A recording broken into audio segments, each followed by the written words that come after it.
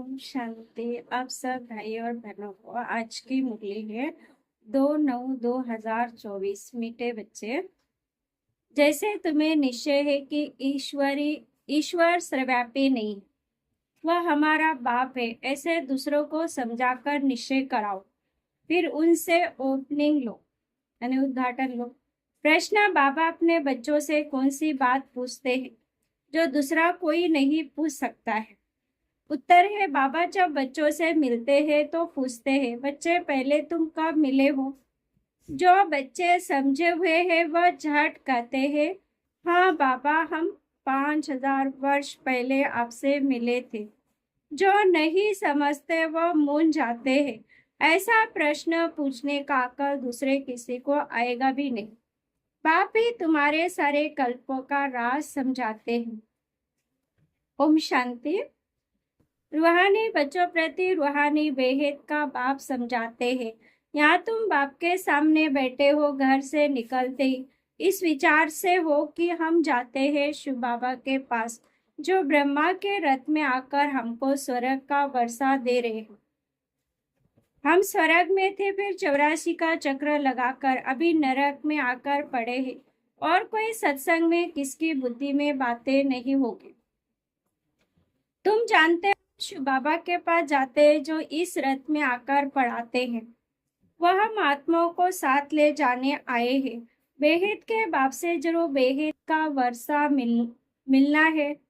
ये तो बाप ने समझाया है कि मैं सर्वव्यापी नहीं हूँ। सर्वव्यापक तो 5 विकार है, तुम्हारे में भी 5 विकार है, इसीलिए तुम महान दुखी हुए हो। अब ईश्वर सर्वव्यापी ने ये ओपनिंग जरूर लिखवाना है। तुम बच्चों को तो पक्का निश्चय कि ईश्वर बाप सर्वव्यापी नहीं है। बाप सुप्रीम बाप है, सुप्रीम टीचर है, गुरु भी है, बेहद का सदगति दाता है, वही शांति देने वाला है। और कोई जगह ऐसे ख्याल कोई नहीं करता कि क्या मिलना है। सिर्फ कन्नड़, रामायण, गीता आदि जाकर सुनते हैं, बुद्धि में आरता नहीं।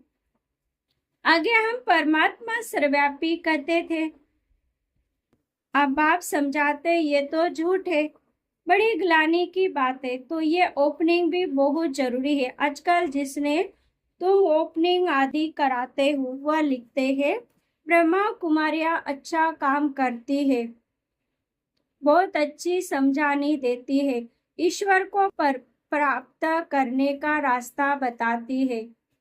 इससे लोगों के दिल पर सिर्फ अच्छा असर पड़ता है। बाकी ओपनिंग कोई भी नहीं लिख कर देते कि दुनिया भर में जो मनुष्य कहते ईश्वर सर्वव्यापी है, ये बड़ी भूल है।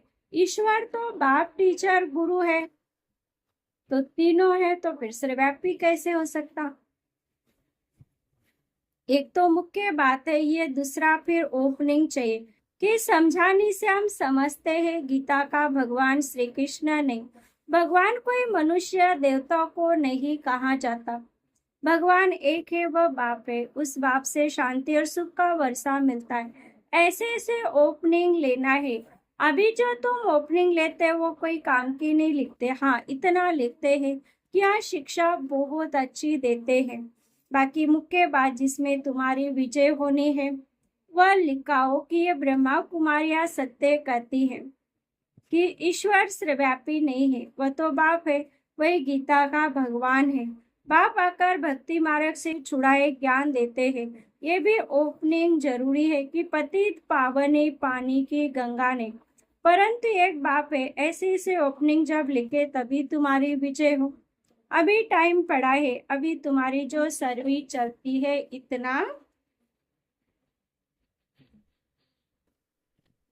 इतना खर्चा होता है। तुम बच्चे एक ही दो को मदद करते हो, बाहर वालों को तो कुछ पता ही नहीं है।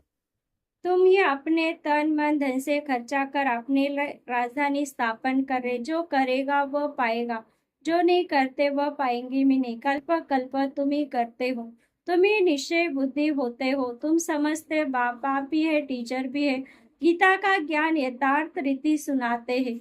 भक्ति मार्ग में भल गीता सुनते आए, परंतु राज्य थोड़ी प्राप्त किया है। ईश्वरी मत से बदलकर आसुरी मत हो गई। कैरेक्टर बिगड़ते पतित बन पड़े। कुंभ के मेले पर कितने मनुष्य करोड़ों के अंदाज में जाते हैं। जहाँ जहाँ पानी देखते वहां जाते, समझते पानी से पावन होंगे।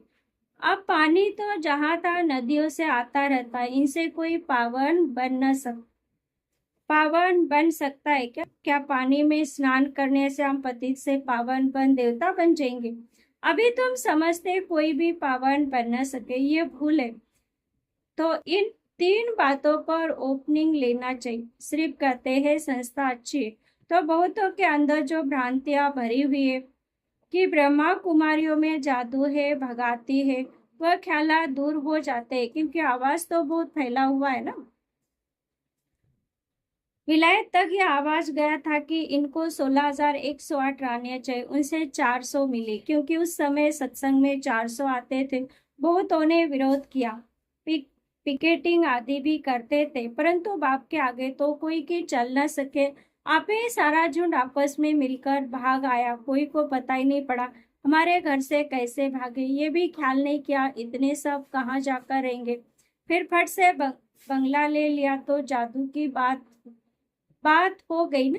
अभी भी कहते रहते ये जादूगरनी है, ब्रह्मा कुमारी के पास जाएंगे तो फिर लौटेंगे नहीं। ये स्त्री पुरुष को भाई बहन बनाती है, फिर इतने तो आते ही नहीं है। अभी तुम्हारी प्रदर्शनी आदि देखकर वो जो बातें बुद्धि में बैठी हुई है वह दूर होती है। बाकी बाबा जो ओपनिंग चाहते हैं वो कोई नहीं लिखते। बाबा को वह ओपनियन चाहिए, ये लिखेगी गीता का भगवान श्री कृष्ण ने। सारी दुनिया समझती श्री कृष्ण भगवानुवाच, परंतु श्री कृष्ण तो पूरे 84 जन्म लेते हैं। शिव बाबा पुनर्जन्म रहते, तो इसमें बहुतों की ओपनिंग चाहिए। गीता सुनने वाले तो ढेर के ढेर है, फिर देखेंगे ये तो अखबार में भी निकल पड़ा है। गीता का भगवान परम पिता परमात्मा शिव है, वही बाप टीचर सर्व का सदगति दाता है। शांति और सुख का वर्षा सिर्फ उनसे मिलता है। बाकी अभी तो मेहनत करते हो, उद्घाटन कराते हो, सिर्फ मनुष्य की भ्रांतियां दूर होती है, समझाने अच्छी मिलती है। बाकी बाबा जैसे कहते वो ओपनिंग लिख के मनुष्य ओपनियन है, ये बाकी सिर्फ राय देते हैं। ये संस्था बहुत अच्छी है, इसमें क्या होगा, हाँ आगे चल जब विनाश और स्थापना नजदीक होगी तो तुम्हें ओपनिंग भी मिलेंगी, समझ कर लिखेंगे। अभी तुम्हारे पास आने लगे ना, अभी तुमको ज्ञान मिला है, एक बाप के बच्चे हम सब भाई भाई है, ये किसी को भी समझाना बहुत सहज है। सब आत्माओं का बाप एक सुप्रीम बाप है, उनसे जरूर सुप्रीम बेहद का पद मिलना चाहिए, जो 5,000 वर्ष पहले तुमको मिला था। वो लोग कलयुग के आई लाखों वर्ष कर देते, तुम 5,000 वर्ष करते, कितना फर्क है। बाप समझाते हैं 5,000 वर्ष पहले विश्व में शांति थी। ये ऑब्जेक्ट सामने खड़ी है, इनके राज्य में विश्व में शांति थी, वह राजधानी हम फिर से स्थापन कर रहे। सारे विश्व में सुख शांति थी, कोई दुख का नाम नहीं था। अभी तो अपार दुख है। हम ये सुख शांति का राज्य स्थापन कर रहे हैं अपने ही तन मन धन से। गुप्त रीति बाप भी गुप्त है, नॉलेज भी गुप्त है, तुम्हारा पुरुषार्थ भी गुप्त है। इसलिए बाबा गीत कविता आदि पसंद नहीं करते, वह है भक्ति मार्ग। यहाँ तो चुप रहना है, शांति से चलते फिरते बाप को याद करना है और सृष्टि चक्र बुद्धि में फिराना है। अभी हमारा यह अंतिम जन्म है, पुरानी दुनिया में है, फिर हम नई दुनिया में पहला जन्म लेंगे। आत्मा पवित्र जरूर चाहिए। अभी तो सब आत्माएं पतित है, तुम आत्मा को पवित्र बनाने के लिए बाप से योग लगाते हो। बाप खुद कहते हैं बच्चे देह से देह के सब संबंध छोड़ो, बाप नई दुनिया तैयार करे, उनको याद करो तो तुम्हारे पाप कट जाए। अरे बाप जो तुमको विश्व की बादशाही देते हैं, ऐसे बाप को तुम भूल कैसे जाते हो। वह कहते हैं बच्चे अंतिम जन्म श्री पवित्र बनो। अभी इस मृत्यु लोक का विनाश सामने खड़ा है, यह विनाश भी हूबहू 5,000 वर्ष पहले ऐसे ही हुआ था। ये स्मृति में आता है ना, अपना राज्य था तो दूसरा कोई धर्म नहीं था। बाबा के पास कोई आता है तो उनसे पूछता हूँ आगे कब मिले हो, कोई तो जो समझे हुए वह झट कर देते 5,000 वर्ष पहले। कोई नए आते तो मुंझ पड़ते, बाबा समझ जाते कि ब्राह्मणी ने समझाया नहीं है। फिर कहता हूँ सोचो तो स्मृति आती है ये बात, और तो कोई पूछ न सके, पूछने का अक्ल आएगा ही नहीं। वह क्या जाने इन बातों से, आगे चलकर तुम्हारे पास बहुत आकर सुनेंगे जो इस स्कूल के होंगे। दुनिया बदलनी तो जरूर है, चक्र का राज तो समझा दिया है, अब नई दुनिया में जाना है, इस पुरानी दुनिया को भूल जाना है। बाबा नया मकान बनाते हैं तो बुद्धि उसमें चली जाती है, पुराने मकान में फिर ममत्व नहीं रहता। ये फिर है बेहित की बात। बाप नई दुनिया स्वर्ग स्थापन कर रहे हैं, इसलिए अब इस पुरानी दुनिया को देखते हुए भी नहीं देखो। ममत्व नई दुनिया में रहे, इस पुरानी दुनिया से वैराग्य। वह तो हठयोग से हद का संन्यास कर जंगल में जाकर बैठते हैं। तुम्हारा तो सारी पुरानी दुनिया से वैराग्य, इसमें तो आधा दुख है, नई सतयुगी दुनिया में अपार सुख है। तो जरूर उनको याद करेंगे। यहाँ सब दुख देने वाले हैं, यहाँ सब दुख देने वाले माँ बाप आदि सब विकारों में फंसा देंगे। बाप कहते हैं काम महाशत्रु है, उनको जीतने से तुम जगत जीत बनेंगे। ये राजयोग बाप सिखलाते हैं, जिससे हम ये पद पाते हैं। वो लोग हमको स्वप्न में भगवान कहते हैं पावन बना तो स्वर्ग के राजा ही मिलेंगी। तो अब मैं एक जन्म अपवित्र बन अपनी राजाई गवाऊंगी थोड़ी। इस पवित्रता की बात पर झगड़ा चलता है। द्रौपदी ने भी पुकारा है, दुशासन हमको नगन करते। ये भी खेल दिखाते कि द्रौपदी को श्री कृष्ण एक ही साड़ियां दे, यानी हम एक ही जन्म के लिए मैं ऐसे विकारों से छूट जाते हैं, पवित्र बनते हैं। अब बाप बैठ समझाते हैं कितनी दुर्गति हो गई, अपार दुख है ना। सतयुग में अपार सुख था, अब मैं आया हूँ अनेक अधर्म का विनाश, एक सद्धर्म की स्थापना करने। तुमको राज्य भाग्य देकर वानप्रस्थ में चले जाएंगे, यानी परम धाम चले जाएंगे। आधा कल्प फिर मेरी दरकार नहीं पड़ेगी, तुम अभी याद भी नहीं करेंगे, तुम कभी याद भी नहीं करेंगे, क्योंकि सुख में कोई याद नहीं करता, दुख में सब करते। बाबा समझाते तुम्हारे लिए जो सबके मन में उल्टा वाइब्रेशन है वह निकलकर ठीक हो रहा है। बाकी मुख्य बात है ओपनिंग लिख लो, ईश्वर सर्वव्यापी नहीं। उसने तो आकर राजयोग सिखलाया है, पतित पावन भी पाप है। पानी की नदियां थोड़ी पावन बना सके, पानी तो सब जगह होता है, यानी सतयुग में भी होता है, नदियां अभी भी है। अब बेहित का बाप कहते अपने को आत्मा समझो, देह से ही देह के सब धर्म, देह के देह सब संबंध छोड़ो। आत्मा एक शरीर छोड़ दूसरा लेती है, वह फिर कह देते आत्मा निर्लेप है, आत्मा सो परमात्मा। यह है भक्ति मार्ग की बातें। बच्चे कहते बाबा याद कैसे करें, अपने को आत्मा समझते। अरे अपने को आत्मा तो समझते हो ना, आत्मा कितनी छोटी बिंदी है, तो उनको बाप भी इतना छोटा होगा। वो पुनर्जन्म में नहीं आता, यह बुद्धि में ज्ञान है। बाप याद क्यों नहीं आएगा, चलते फिरते बाप को याद करो। अच्छा बड़ा रूप ही समझो बाप का, परंतु याद तो एक को करो ना, तो तुम्हारे पाप कट जाएंगे, और तो कोई उपाय है नहीं। जो समझते वह कहते बाबा आपकी याद से हम पावन बन पावन दुनिया विश्व का मालिक बनते, तो हम क्यों नहीं याद करेंगे। एक दो को याद दिलाना है तो पाप कट जाएंगे। अच्छा मीठे मीठे सिकलिती बच्चों प्रति माता पिता बाप दादा का याद प्यार और गुड मॉर्निंग।